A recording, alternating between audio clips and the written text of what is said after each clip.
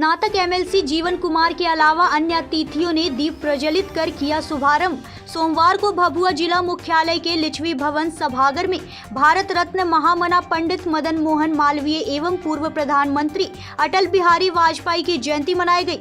जयंती के अवसर पर आवर्तन साहित्य एवं साहित्य मंच कैमूर के द्वारा अखिल भारतीय कवि सम्मेलन का आयोजन किया गया था। कार्यक्रम के उद्घाटनकर्ता विधान पार्षद सदस्य जीवन कुमार सहित विशिष्ट अतिथियों द्वारा दीप प्रज्वलित कर कार्यक्रम की शुरुआत की गई। यह कार्यक्रम 2 सत्र में आयोजित की गई थी।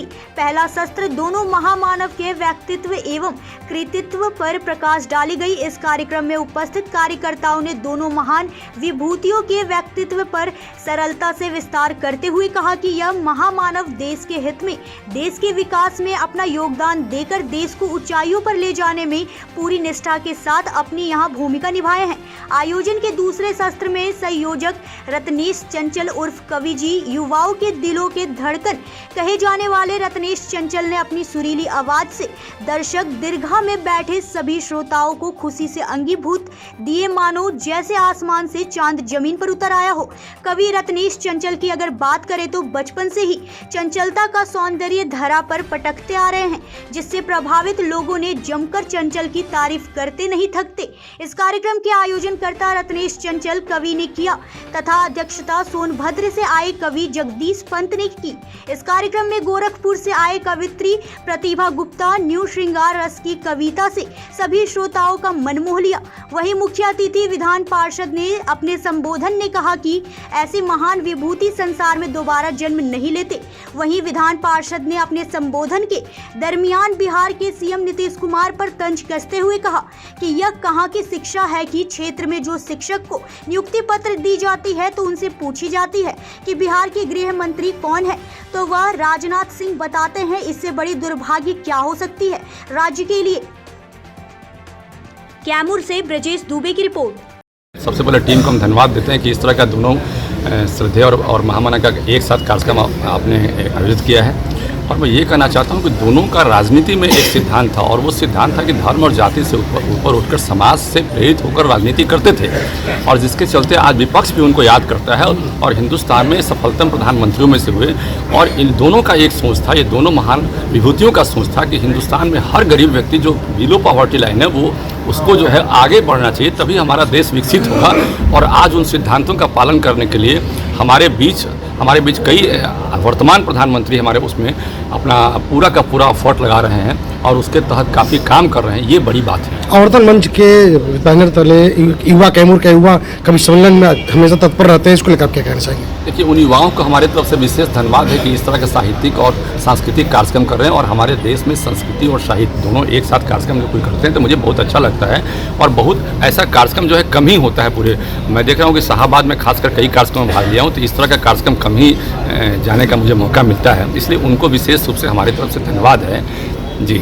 आपने संबोधन के दौरान कहा कि मुख्यमंत्री जी अगर शिक्षकों को नियुक्ति पत्र देते हैं तो उनसे पूछा जाता है कि आपके शिक्षा मंत्री कौन है, गृह मंत्री कौन है, तो नहीं बता पाते हैं। तो आप ऐसे शिक्षकों के बारे में क्या कहना चाहेंगे और मुख्यमंत्री को क्या कहना चाहेंगे?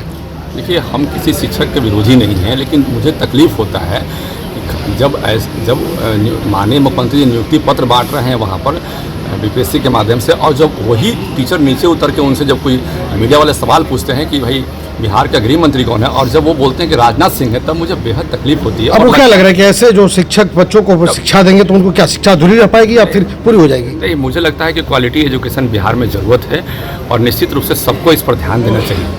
Thank you. सांस्कृतिक मंच विगत 7 वर्षों से मालवीय जी और अटल जी के जयंती पर यह कार्यक्रम आयोजित कराता आ रहा है। इस साल भी उसी कड़ी में इस साल भी ये कार्यक्रम आयोजित है। दरअसल देश की आज़ादी के पहले एक महामानव और महामनीषी जिसे आप कह सकते हैं, राष्ट्र निर्माता की उपाधि से उन्हें संबोधित किया जाता है, महामना पंडित मदन मोहन मालवीय जी।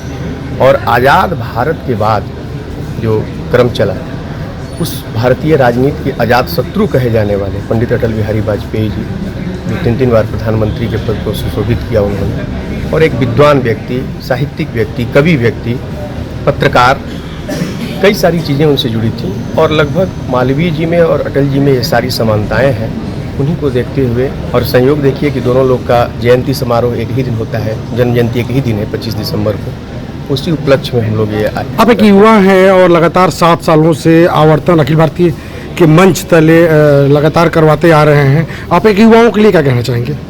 देखिए सर, ऐसा है कि काशी हिंदू विश्वविद्यालय में अध्ययन के दौरान ये चीज़ वहाँ से सीखने को, समझने को मिली, और ऐसा लगा कि गृह जनपद में ये साहित्यिक गतिविधियाँ नहीं हो रही हैं। उसको जीवंत करने के लिए, उसे मूर्त रूप देने के लिए, उसको थोड़ा सा और जागृत करने का एक छोटा सा प्रयास है। युवा इस क्षेत्र से भटके जा रहे हैं, युवाओं के लिए क्या कहेंगे आप? हम प्रत्येक वर्ष अपने ज़िले के युवाओं को यहाँ मौका देते हैं। जो नए रचनाकार लिख रहे हैं, पढ़ रहे हैं, वो आते हैं यहाँ पे, काव्य पाठ करते हैं, इस संस्था से जुड़े हैं, इस समूह से जुड़े हैं, और साल में 1, 2, 3 कार्यक्रम छोटा मोटा हम लोग करा लेते हैं, और इससे युवाओं को जोड़ने का एक प्रयास है। साहित्यिक कार्यक्रम के लिए जिले के युवाओं से क्या अपील है? साहित्यिक चेतना जगे, सांस्कृतिक चेतना जगे, युवाओं में वो चीज़ आए। आवर्तन का मतलब ही है कि पुनः उस ओर हम लौटें, बढ़ें। बढ़ना और लौटना दोनों प्रक्रिया जीवन में होती है। तो हम लौटने की बात कर रहे हैं, मतलब जहाँ से हम चले थे वहाँ लौटना भी पड़ेगा हमको। तो अपने मूल्यों से, अपने नैतिकताओं से, अपनी परंपराओं से, हमारी जो अपनी धरोहरें हैं, वहाँ हमें आने की ज़रूरत है। और उसी का कैमूर के युवाओं से, अपने युवा मित्रों से, साथियों से मेरा निवेदन होगा कि बिना साहित्य और बिना संस्कृति का कोई मतलब नहीं। जीवन में साहित्य और संस्कृति, सांस्कृतिक चेतना ही आपको मनुष्य बनाती है, और उसी से आप एक मानव जीवन सार्थक होता है। Thank you.